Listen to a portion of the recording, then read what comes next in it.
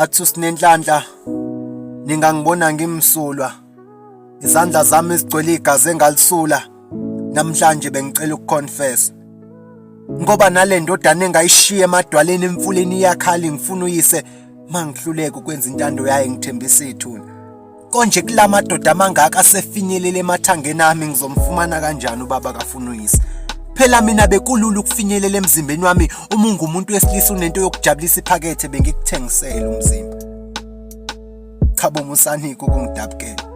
Ngoba lesi sithabathabeni ngibona ngiphuma kuso ngasakha ngesibindi sokulala nobaba ongangizala mina kuye kwangisebenzela ukuhambe ngivula amathanga.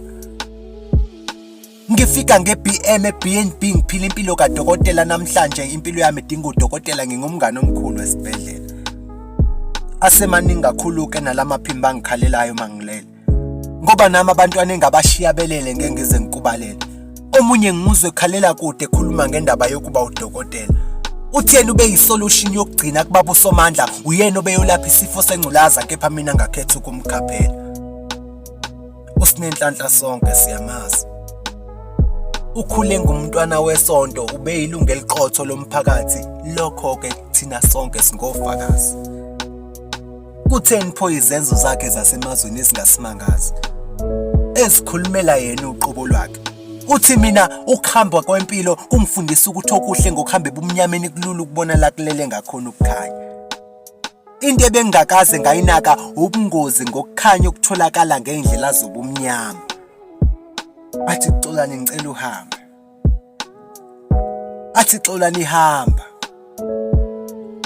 Athi Xolani hamba. Ongitshelela besifazana basakhulu ukuthi mabayekele ukuphanga umdaka lingananga.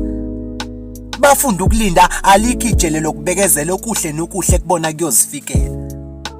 Ngoba nale mizi emihle abayibonayo eminye yayo kwaphoqa ukuba kuchitheke igazi ukuze kumindo ngazayo. Athi uSmart Black lapha isemhlabeni emahashini mawujaha impilo esheshayo ufika kuqala ethuneni. Ungitshelele nalabafanyana abangenazo izinhlahla ukuthi mabathathe ihlahla balanda imiphefumulo eyashiwa yithandwa zabe idamkokweni hleze bayithole nemisebenzi. Ngoba nabo ngiyababuka badudana ngomqondo wezidakamizwa uzungitshelele bona ukuthi ekubona izolo liyafana nenamuhla lizobe lifana nosuku olulandelayo ngoba otshwale nalikho ikusasa. Lapho ke ngifakazelwa nabaphansi. Bathi bona umqombothi babe uphuzela ukususa amahloni mabefuna ukusina kepha thina sesiuphuzela ukudakwa masifuna ukukhohlwa izinkinga ngoba isintu sesisenza umathanda. Lokho kufakazelwa na izintombi seyisaba ukugqoka isintu mazike zavunula zazivezela umzimba kuvuka inkanuko kwabesilisa. Athi Xolani hamba.